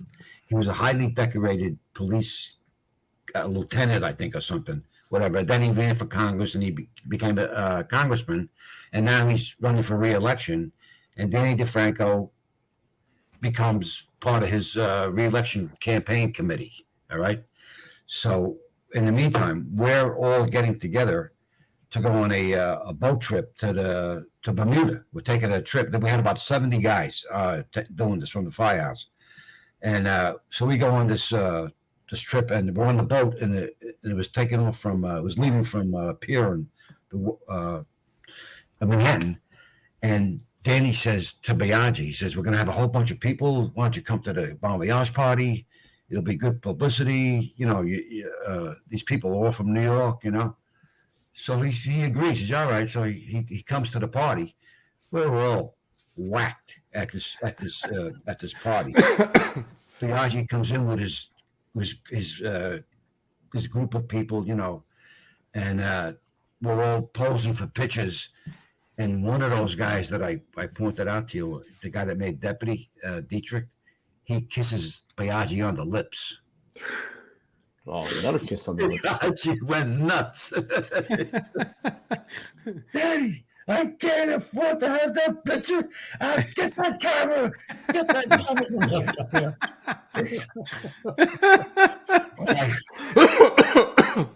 I'll never forget Biaggi. His face is just, oh my God. You know, what if that picture gets out? You know, whatever. I don't know. That was. I thought the kiss on the lips meant you're dead. No. Yeah. So, but look, back in 71 again, the city is negotiating. Lindsay was the mayor, and the city's negotiating contracts. This guy Haber. Lindsay was a Yale graduate, and he had his Yale friend Haber as the negotiator for the city now. So he's doing it with the sergeants, the police sergeants union, and he negotiates a contract, and they sign it, you know, or whatever. And it was a big deal. It was in the papers, you know, sergeants get this, whatever. So the patrolmen are looking at this thing, and they're saying, it looks like the parity, they broke the parity with the police patrolmen. It used to be always 30% for years and years and years. And now this new contract, it's not 30% no more. It's more, you know. So they went to court and they won. They won the case in court. They said, no, the patrolmen have to be brought up in pay to equal the 30%, to get up to 30% instead of 35%, you know. So the firemen are looking at this and they're saying, wait a minute, we got parity with the patrolmen. So we go to court. And the judge says, you're right. So we have to get the same raise as the patrolman was $3,000. It was in 1971, $3,000 was a lot of money, you know. And so we got a $3,000 bonus out of nowhere. Woohoo! I mean, Hookers for everybody. Oh, no, Oh, sorry. wait. Hold on. the guys, we were always talking about what we were going to do. Should we were talking about going away with the kids, the families, and then somebody says, hey, why don't we buy our own friggin' place that we can go in the summer, you know? So everybody was thinking, you know, maybe he's got something there. So we had a little group, and we used to drive up to the Catskill Mountains, go to a real estate broker, and find out if there was any of these bungalow colonies that were selling or whatever, you know. Bingo, we find one. We found more than one. We found about 2 or 3 or 4. But we come to this one, 200 acres. This bungalow college on 200 acres, 31 bungalows, Olympic style size pool, a big daycare center, a big casino type building. This is fucking perfect. This is what we want. How much we got? How much it was? We had 3,000. Each one of us had $3,000. So the bottom line is we didn't have enough guys. Because the guy wanted $100,000 for the property and the bungalow college, 200 acres, $100,000. Well, if you imagine the hunting you could have done on that, bro, 200 Yeah, acres. well, eventually that's what they did, But so what happened was this guy Steinberg, his name was Steinberg, who owned it. He had two boys who just graduated college, and he wanted them to continue running the bungalow colony. And the people that came there, he told them, he says, my kids are going to take it, So they did it for about 2 years. And then they said, Dad, we don't want to do this no more. We don't want to run the bungalow colony. We want to do other things. So now he says, he was too old at that time. So he says, I'm going to sell it. So he told all the people in the bungalow colony, I'm going to sell. Do you want to buy? You want to all you get together or whatever you want to do? Nobody said diddly, what? Here we come, the Gentiles from New York. we want the bungalow colony. So we go to his house, which was not far away from the bungalow. Freaking hilarious. Colony. Yeah, and we make a deal with the guy. No paperwork, a handshake. We make a deal. He's going to sell it to us for $100,000, and he's going to give us an extra $10,000 to invest in bringing up, doing certain things to fix things up, whatever. He knew that things had to be repaired, so he giving us a interest-free $10,000 loan, and we incorporated it into the whole thing, And how many guys were in on it? So we originally only had about 15 or 16 guys. So now we need like 15 more to do this deal. So that's how we reached out. We reached out to different people that we knew, and that's how we got to 31. Like my sister, I reached out to my sister and her family, and she said, "Yeah, we'll do it." So she got in. How many firemen were there in the thing? Most of it, we're all firemen, and then we, like I said, when we reached out, we had to take in a couple of cops. Oh, goddamn cops. They were New York City transit cops. They were the greatest guys that you ever want to meet. Really? These guys, yeah. They were so good. And then you still got it? We had a Con Edison worker, and we had a butcher or whatever. We had the whole, we wound up with 31 people, so we bought it, we bought the damn Still have it? I sold it. I sold my interest, We each had a share, whatever. Do people still go up there? Oh, yeah. Yeah. All the kids now go there. The kids and the grandchildren are there. They still have it. In 71, I think they had a 50th anniversary. No shit. Yeah, that would have been 50 years, right? Yeah, yeah. It's still in their hands. What a place it was, though. It was amazing. I used to go there every summer and stay there. My kids, took them up in the summer. I had to get out of school. We came back a couple of days before school started. We were there the whole summer. Everybody, awesome. That's Great memories, right, man? Holy shit! It was a fabulous place, yeah. Wow. And all right, hold on. Where are we? We got an hour and a half. Yeah. We got to start. We're Coop's just sleeping at the wheel over there. 77. Yeah. We got a couple of stories from 77 before he transfers to ladder 85. Well, you want to talk about the? You want to go do the blackout? Yeah, I got a couple stories. A quick couple stories. The blackout. So Marty Salek, the fire was July 2nd. He was in a coma for 8 days. He finally dies. Whatever that he dies on the 10th. They had the wake on the 11th and 12th. 13th is the funeral. We have the funeral on Noodle Plain, and we're in the office of the director of the funeral home, and we're trying to figure out what we're going to do after ceremony, after the priest, after the mass.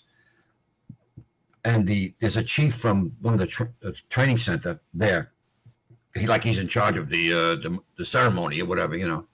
So he's all nice. We can't go up New Hope Lane to the cemetery was not far away. It was only like about 5 blocks away. So we said, what are you talking about? Well, why not? Why can't we go up New Hope Lane? Oh, well, we'll disrupt the traffic flow on New Hope Lane. We attacked this guy so bad that he almost ran out of the funeral home. That's how scared he was. But we were like, "Are you fucking kidding? You're afraid of disrupting traffic?" You know. Anyway, we do the whole thing. We go up to the thing, and So Marty was in your just to say he was in your company again. An 18 truck. Yeah, he was an 18 truck. Yeah. Actually, what happened with him? He had gotten. He was in 15 truck when he came on the job, and then he got laid off in 75. And then what happened was, because we interchanged with 15 truck, he got a chance to work up in our firehouse. So when he come back on the job, they asked him, "Where do you want to go?" He said, "I want to go to 18 truck." So that's how we got it. That's how we got him, because of his experience with 15 coming up on interchange. And he was a great kid, fabulous, just about getting ready to get married. I met the family and became very good friends with him. And he was only there for 6 freaking months. He came in January of 77, and he was killed in July 2nd. You know, they went to the fire in July. So he was only there for like 6 or 7 months. And it was Show that building, Tank. Yeah, that was the building, yeah. And look at that street. Looks like the fucking war zone. Look at the car on the box on the crates. On the crates. Yeah, that was typical. That's a typical scene from down there. You know, then you see the X's on all the buildings. You know, vacant. And that building was tinned up completely when we got there, when we arrived. But to get back to that fire, that's where we are, right? We're talking about that fire. Yeah. Mm-hmm. That morning, he gets overtime at 15 engine, so he goes there. We're at the firehouse. It was a hot, really hot day. We were running back and forth the whole day. Nothing really happened. We didn't know it at the time, but 28 engine, who was first due here, had picked up 2 flat tires during the day tour. So they went out of service, all right? But that doesn't really mean anything, because during the day, we're doing, at that time, it was I think 3 o'clock in the afternoon, we're doing absolutely nothing. We're up in the back room, we're shooting pool or doing something.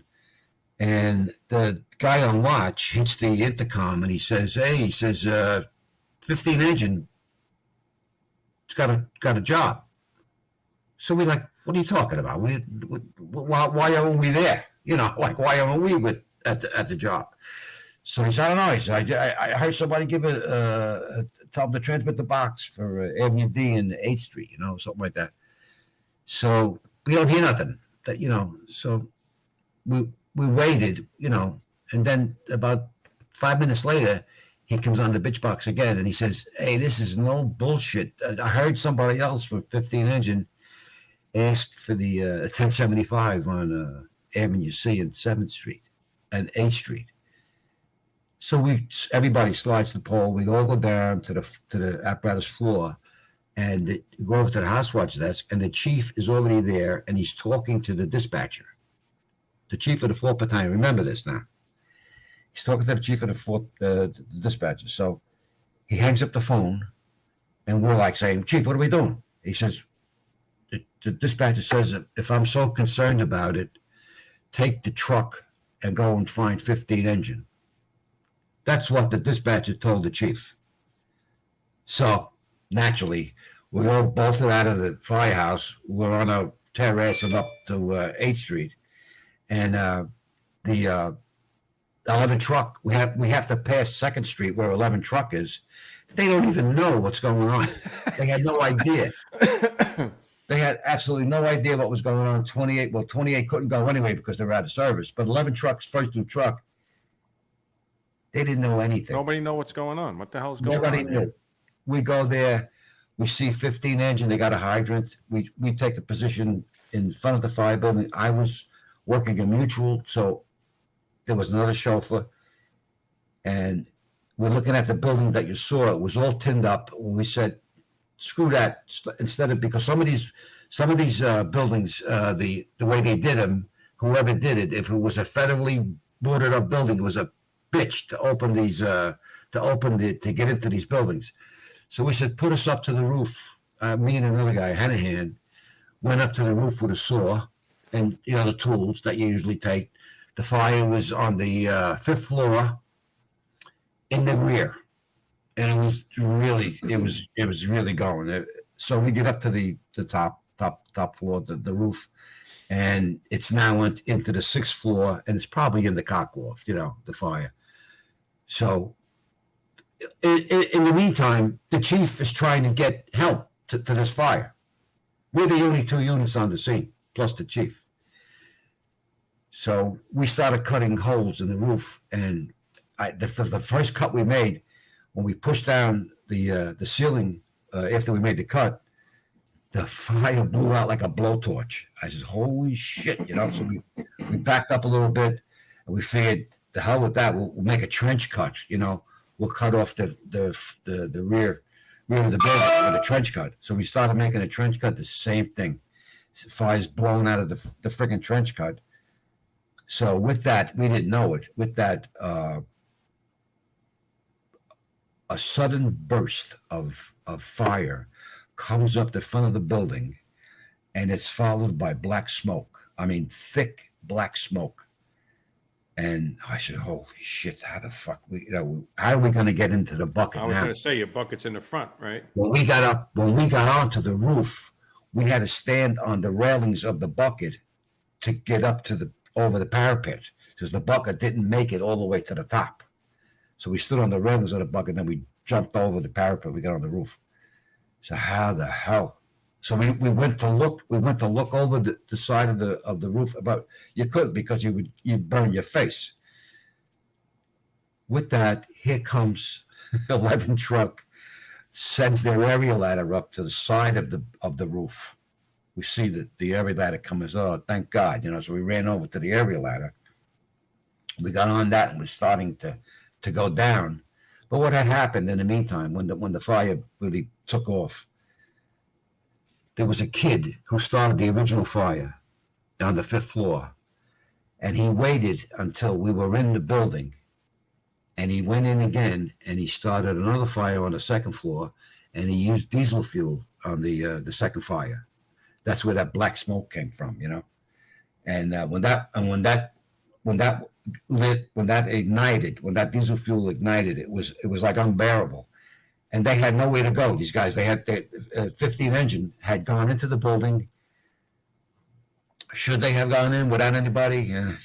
That's up for debate. But they were there. They were in the building. They had a line on the fire. When the diesel fuel ignited, they bailed out. The only way for them to go was out the front fire escape. So they get out to the front fire escape, and 18 trucks bucket is right there. The chauffeur just took it away from the building on the top floor and brings it down, puts it right into he couldn't even see. He could not see the fireman on the fire escape. So he puts it where he hears the screaming, and he puts it there. They all get in. Salek is sitting on the railing of the fire escape. They have his legs, the guys that were in the bucket already, they're making sure that he's in the bucket, and the bucket pulls away. The valve on the Scott tank Gets caught on the fucking fire on escape. the rail, got on the rail. Oh my God Almighty! So they pull away his boots when the bucket pulled away, and he gets stuck on the fire escape like this, and then down, all the way down. Put that picture up again, Tank. Holy mackerel! Yeah, and we're on a ladder on the side the building. See, oh yeah, this bucket wasn't. It was on the other. It was on the other side. So we're coming down. We were right about here. We were about 15 to 20 feet away from the fire escape when they all got in the bucket and he fell. And that's what I remember. I remember seeing something black and yellow falling to the ground. Like a flash. Yeah, like bam. So shit. So we Oh, goodness get gracious. down. I get down to the turntable, and a big crowd of people go running over to where the guy fell, where Salek fell. And I went nuts. I was screaming for them to get away from him, you know. Christ almighty. And I picked up the friggin' partner saw and I threw it. I threw it at them. But how far could I throw a partner saw, right? Not far. Thank God I didn't hit anybody with the damn thing. And I ran over, everybody ran over, and finally an EMS bus is coming down from Avenue C, backing down. And later on, I'm saying, how did that bus get there that fast? They weren't even sending They have the fire trucks there. fire Right. trucks. How did that friggin' EMS bus get down here? You know, for years I didn't know how it did.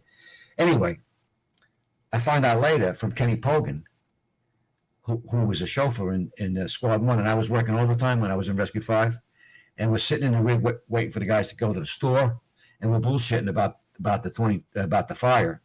And he told me, he says his cousin was an EMS worker in the Bronx. They had to transport somebody down to Governor Hospital in downtown He was Manhattan. buffing the job. He buffed the job. That's why they were there. Wow. The fire department did not send that EMS bus there. He did it on his own, the guy. He buffed it, and he heard them calling for a bus. So he backed down the street and I mean, that might have saved his life for 8 days at least, right? I mean, you know, who the hell knows? You know, I mean, who knows? But it was awful, you know. And here I am. I'm in the bus, and they're passing him into the ambulance, and I'm cradling his head. I'm jutting his jaw. They're giving him oxygen, and I got his face right there, and I'm in denial. Like, this is not Marty Salek. You know, this is a guy from 15 Engine, you know. So we're doing this for a while, and then the guy says, we got to get him to a hospital. So the guy I was on the roof with, he's outside the ambulance, and he's yelling. He says, come on. He says, we got to go.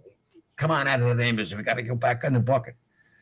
So I go back in the bucket with him, and we go back up, and they charge the lines into the bucket, and we're trying to knock down some fire, and there's like a mayday, and a fireman on the second floor. There's a fireman trapped on the second floor.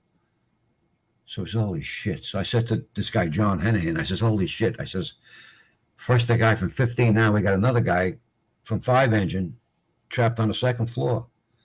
So he had to grab me by my shoulders and say, Mike, that was not the guy from 15 Engine. That was Marty Salek. And he's fucking shaking me, you know. That was Marty. So, holy shit. So then I finally let it in, you know. And so we go down, we take the bucket. We're trying to get the line shut down. It was chaos, you know. We were shooting the line above the roof into an open window. Finally, when we got down to the second floor, they shut the line down. Him and I jump into the second floor. We find the guy. We drag him out, put him into the bucket, bring him down to the street, put him on the street. Another EMS bus is there, and we put him in the bus. And I said to John, I says, that's it. I'm going up to the hospital. I'm going into the ambulance. So I went with them with this guy, and I got up to the Bellevue Hospital, and I get into the emergency room area, and I'm looking for Salek, and there's a doctor or somebody in the green outfit. They're looking for somebody who knows the fireman who's got hurt. So I jump into the room, examination room. There he is. He's cursing up a storm. And the guy says, we can't make contact with him. He says, can you make contact with Marty? Try to, so I tried and tried, but he was not hearing me, he just was cursing. He kept on cursing. And so they says, all right, they were trying to get me to back off. They said, all right, we can't make contact. We got to go upstairs. We're going to open him up to see what the hell is going on. They thought that he was bleeding internally or whatever. And it was probably his head. He probably had, That's some fucking fall. That is some fall. And so I backed out. I backed off, and I got out of the room. They took him up, and then it was like a nightmare from then on. It was like a friggin' nightmare because his parents came up, and like I said, I worked at Mutual that day. I had to work that night. So once again, this is 1977 now. No counseling, no nothing, nobody to talk to. So we go back. We go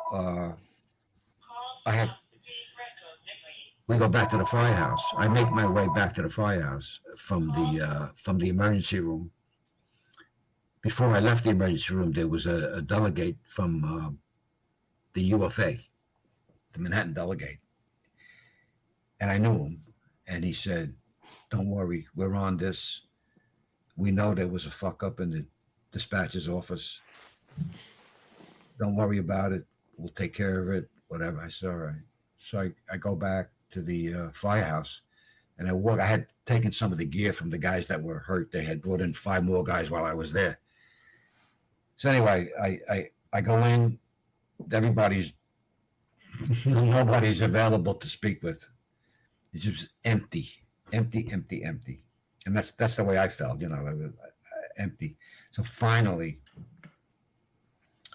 the officer working that night comes in, and he gets the guys together, and we get a car, and they take us back up to the scene of the fire, and we're there, and I'm not saying anything. I was dead inside, and all of a sudden this car pulls up, and it was the Salek family. They were going up to Bellevue. They wanted to know if anybody wanted to accompany them. And they asked me because they knew I knew the parents and him, and I just could not go. I could not get in that car and go with them. I was totally shot. And that bothered me for so long, that I was not able to provide any help to them, And then, like I said, he lasts 8 days. Now, whether or not they pulled the plug or whatever, however you want to say it, that's not a nice way to say it, but he died, and then, like I said, the wake was 2 days, and then the funeral on the 13th, and we're at Monsignor Farrell again for this, because they were both Monsignor Farrell graduates. David DeFranco and Marty Salek both went to graduate from Monsignor Farrell. So we had the big coalition there, and I'm there, and my wife is there, and her friend, her girlfriend, and this Lieutenant Bellinger from 18 Truck, who was working when Salek fell, he's motioning me to come over to him, So I go over. I said, "What's up?" He says, "I'm working tonight." He says, "And I know I do not have a chauffeur working." He says, "So I'm going to have to get somebody, they're going to send me somebody from wherever. I want you to come in and work tonight." So I says, "Really? You want me to?" He says, "Yeah." He says, I'll talk to the chief, and we'll square it up, and you come in tonight. Is that all right?" So I said, "Yeah, I'll come in." So I told my wife, and my wife said, "Yeah, what else is new? I know who comes first, And you know what? At that time, she was right. Yeah, I understand that. Yeah. I understand that. So I go to work, and it's like one of those days where you knew something was going to happen, And he said to me, I'm missing something. Bellinger said to me, "I want you to come into work," he says, "because I got a funny feeling about tonight." He says, and I don't want to be without a regular chauffeur. He's trying to get over this thing with Marty Salek also too, So I says, okay. So we go in, Holy shit. That was the night of the blackout. That was the night of the blackout. The 13th, July 13th, 1977. Kev, we're in 1977. We're 2 hours. We're talking to this man. We didn't even get 10. What is it? 10 years we got so far. Yeah, man. This guy has incredible. Might have to have a part 2, bro. Oh God, yeah. Holy shit. We're not even up to lat 85. You know what? It really amazes me, Mike, how much. I mean, obviously there were people, guys were dying, especially during that time. Guys were, you get a couple of guys every year, 2, 3, 4 guys that died. No, when I went on the job, it was 12. Is that right? That many? It was 12. In 1962, it was 12 guys dying every year, and then it went down. It kept going. Right. But to have, there was still a lot of guys dying. But to have that many guys that personally, right? To be at the, like it's happened to us, but like to personally be in the house in such a short time. I mean, it's still only 10 years, right? That's a lot of guys, man, and that's a lot. Like you say, that's a lot of pain. That's a lot of burying shit. We talk about that now, like, and it's a common theme on the show that, years ago when you guys were doing that, you got a 6-pack and that was it. You know what I mean? You moved on, you didn't talk about it. Now, they got counseling, they got this, they got that, it would have helped. It would have helped because I was like really in no man's land for 10 years. That was in 77. I left there in 81. And then I went to Staten Island. I started studying, and then I'm into Rescue 5, and I'm trying. I gave up drinking. I mean, I drink now, socially. So, let me put it in parentheses. Socially, I drink now. I had given it up, and I studied, and it worked. I got promoted and whatever, So it worked for me, but. I don't want to rush through that part. I got an invitation to go to 18 Trucks 100th year anniversary, right? I said, holy shit, I want to go. I want to go there. I want to go back. I want to see some of the guys. I know I'll see a lot of the guys that I worked with.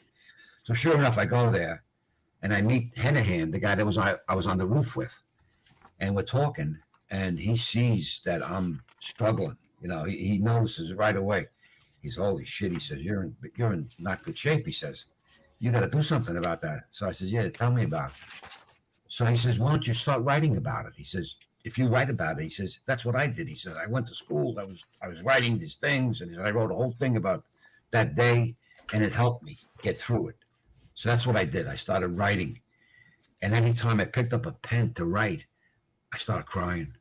And then I would write some more, and I would cry some more. It was like it took a long time, but I finally got it out, what happened, how I hate to point fingers at anybody, on the job, but how that dispatcher did not respond to requests for help. How do you do that?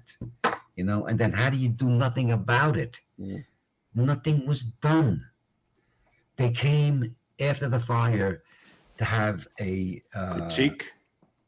Excuse me? A critique, like a... Yeah, well, they were interviewing guys that worked that day, and this deputy chief came over, and we weren't even out of service. We were still responding, and he was interviewing me about what had happened. And I was like, at that time, I was like, holy shit, you really want to know? And I started telling him. He didn't want to hear it. He did not want to hear it. No shit. It was unbelievable, really. That's crazy, it was disgusting. Man. It was disgusting. That's what it was. That's a good word. That's a good word. Out. It was, the whole thing was awful. I tried to get the Saleks to sue the city for, what do you call that, unlawful death or what? I can't remember the term they use, but anyway, they could have sued the city. They had everybody sues now, right? I had all paperwork because the dispatchers were saying that the reason why they didn't send companies to the fire initially is because there was a big fire on the west side of Manhattan and a pier fire.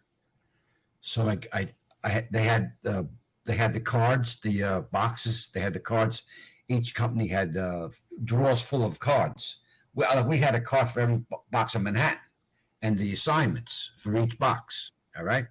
So I compared the two boxes, like 430, I think it was 439 bucks or something. And the box in where the alarm was up in Upper Manhattan, none of the companies were involved with each other. So they were so full of shit. It was pathetic. Yeah. They were so full of crap, you know. They just and the commissioner, I never saw the fire commissioner in the firehouse, not once. It was just awful. The district attorney didn't give a shit. They arrested a kid. They said we're arresting him for murder one or something, or whatever. I don't think it was murder one, but they dropped it down to manslaughter. Oh yeah. It was disgusting. Disgusting. Yeah, the kid served 3.5 years for killing a fireman and trying to kill.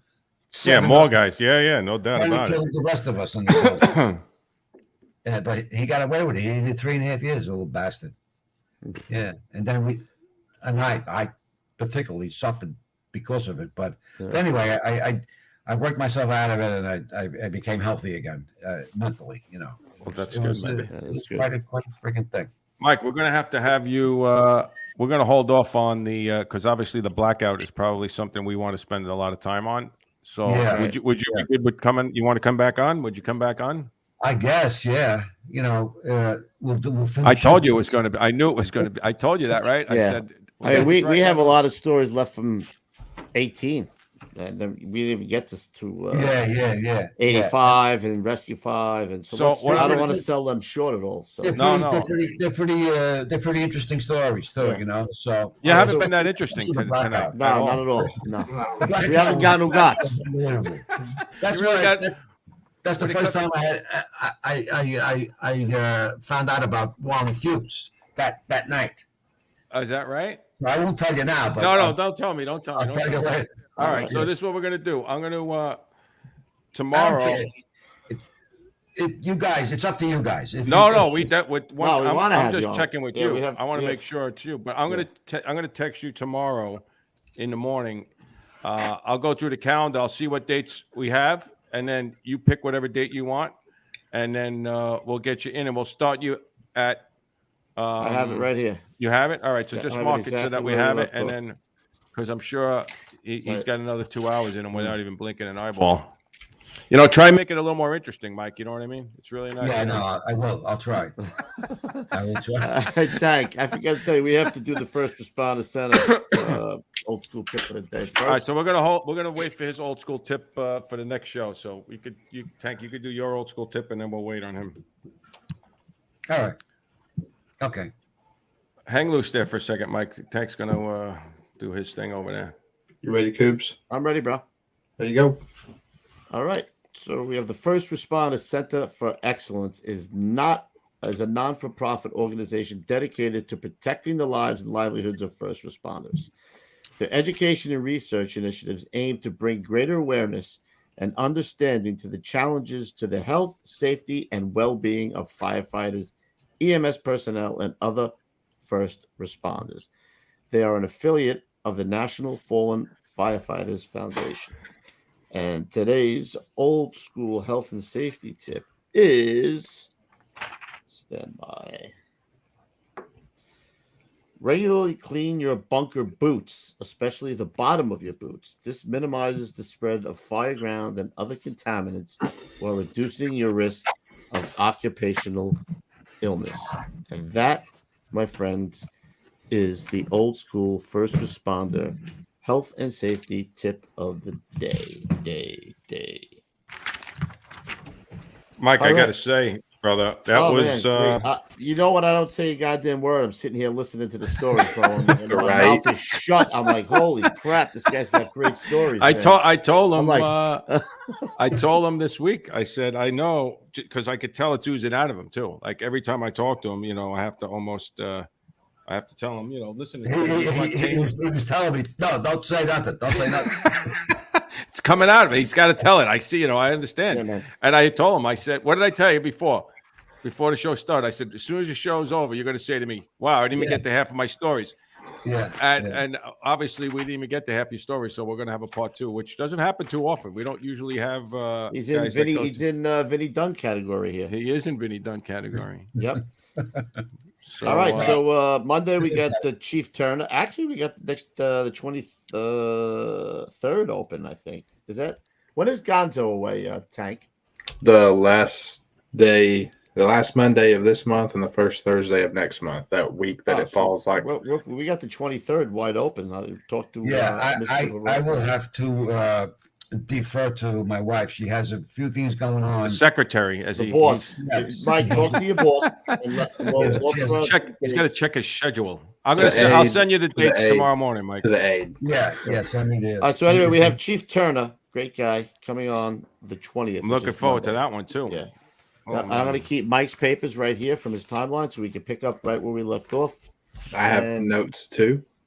That's all I got. Ruff, any shout outs or anything that? No, I don't have anything, baby. No? All right. So, Mike, I look forward to a part 2. Thank you so much. And by all the comments in the chat, guys were like, this guy's the best, one of the best shows so far. Oh, so God. They liked it. That's fabulous. Yeah. You know why? Because it comes from the heart from you. It obviously does. You could tell. Yeah. Like I said before, when I first met you guys, is that I'm so glad that you're doing this, because I was always afraid that all of the stuff that we went through back then is who the hell would know? Who knows about what the hell we did? Not only me. No, but you told me that. You said the guys have to tell their stories. No doubt. It's incredible.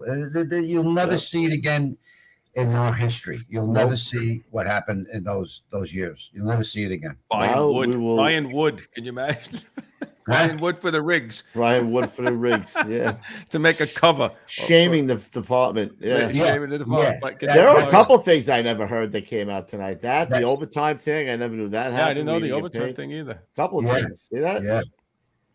It was an unbelievable time in the city's history, Yes, absolutely. So, all right. I was fortunate to we will be see there. you, Leatherhead Nation, on Monday, and hopefully we'll have a date for you from Mr. Barone for a part 2. Well, you're gonna text me, right? The dates? Yeah. Don't hang up. We're gonna Tank. You gotta go through your thing there. Yeah, Tank, you do it. Well, Lou, it was a pleasure having you on with us tonight, sir. I hope I'm able to remember a fraction of what you're able to remember when my time comes in my day. But it was a blessing to be able to be here. So thank you, sir, for being here with us.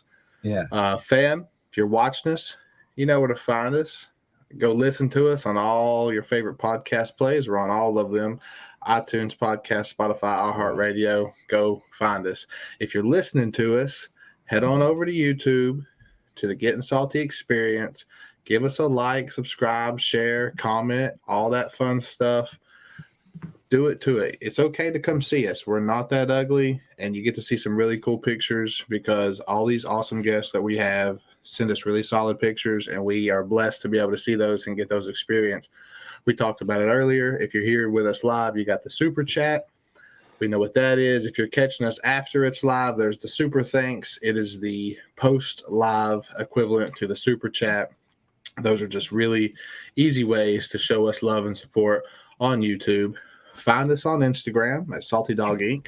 Our Lou is up and at 'em early every single day, blessing us with great photos and great captions on photos every single day, doing his thing. Blessed to have him doing that.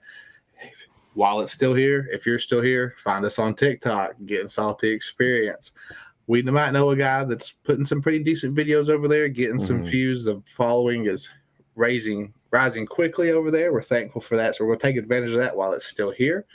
We also know a guy, got us on LinkedIn, the more professional side of Getting Salty. It's the Getting Salty Apparel Inc. & Co. on LinkedIn. Go find us over there. And you know what it is, the original, the OG, GettingSaltyApparel.com. You find all your goodies, your mugs, your shot glasses, your cups, shirts, hats, and all the fun things, playing cards, cigar cutters, lighters, everything. It's there. If you need it, we got it. Find us on Facebook for the Getting Salty's fan page. Again, we didn't make it, but now we are a huge part of it. That's where you go to learn. If you got things that are coming up, share it there. Keep up with the latest news of the show. If we're having a show, if we're not having a show, Go to the fans page on Facebook. You'll know we're there. If you have something and you want to do some advertising with us and you just got to get it out there, send us an email, gettingsaltyads@gmail.com. We'll send you some info and we'll make a deal. If you have questions or comments or concerns, our Lou loves to see them. gettingsaltyexperience@gmail.com. Send them his way. If you have guest suggestions, don't just say, hey, got to get so-and-so. Say, hey, I think you should get so-and-so. Here's his phone number. Here's his email. Here's her phone number. Here's her email. This is why I think you should get them.